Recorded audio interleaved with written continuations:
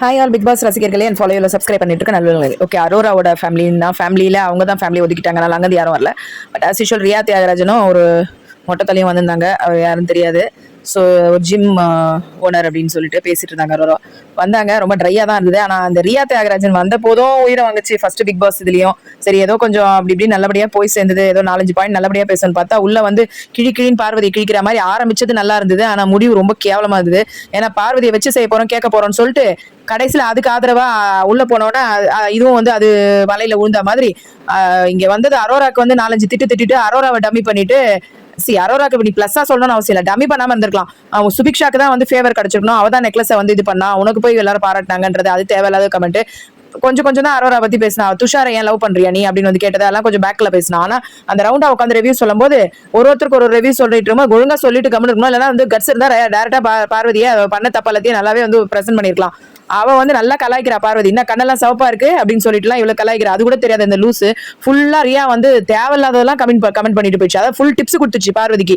நீங்க பண்றது கேவலமா இருக்கு, அதுவா இருக்கு, இதுவா இருக்கணும்னா அது ஏற்கனவே எமக்காதகி பார்வதி நல்லா எல்லாத்தையும் புரிஞ்சுக்கிச்சு. அதுகிட்ட இருந்து எல்லா டிப்ஸையும் வாங்கின்னு இவங்களுக்கு வந்து ஆளை இது கூட்டின்னு போய் தனியா பேசுது. அப்ப அரோரா வந்தாலும் அரோரா தனியா அப்படின்னு சொல்லிட்டு பார்வதிக்கு பிளஸ்ஸா எல்லாத்தையும் பேசி கொடுத்துட்டு போயிடுச்சு. திவ்யா ஒரு 2 வார்த்தை பேசின உடனே அதை மைண்ட்ல வச்சுட்டு பார்வதி இப்பவுமே என்ன தெரியுமா பின்னாடி பேசுது.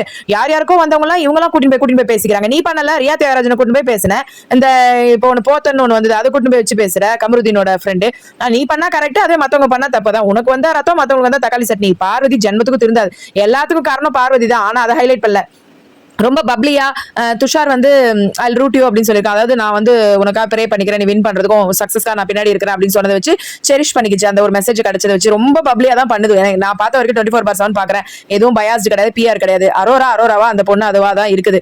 அது வந்து இந்த ட்ரையாங்கிள் எடுத்துட்டு போனதே பார்வதி தான். அதுக்கு பொசசிவ்னஸ்னால ட்ரையாங்கிள் கொண்டு போச்சு. அது ட்ரையாங்கிளே கிடையாது. அவ தெளிவா இருந்தா ஃப்ரெண்டு தான் சொல்லிட்டு. ஆனா அவங்க ஃப்ரெண்டு வந்து ரொம்ப நல்ல காம்பினேஷனா இருக்கும். யாருக்கும் வந்த உடனே இங்க லவ் வந்து குதிச்சிடாது. அப்படி பழகும் போது அதுக்கப்புறம் தான் இவங்களுக்கு வந்து லவ்வே கிடையாது. பார்வதிக்கு கமருதீனுக்கு வந்து லஸ்ட். அது ஊருக்கே தெரியும். அது லஸ்ட் காரணம் உனக்கு எல்லாம் 10x வரும். நீ என்ன பதிவு படுத்தினே இருக்க, கண்ட்ரோல் பண்ண முடியாதுன்னு பதிவு பண்ணினே இருக்க பார்வதி. அப்புறம் அதை பத்தி ஒரு நெகட்டிவா ஒரு லைட்டா ஒரு விஷயம் வந்து கிடைச்சது. அதுவும் அடுத்து வந்த கேங்ல அது கெடுத்துச்சு. நான் கமருதீனுக்கு நல்ல விஷயம் எதுவுமே நடக்க முடியாது போல இருக்கேன். ஒன்னும் குழந்தை கிடையாது, மெச்சூர்டு பர்சன் தான்.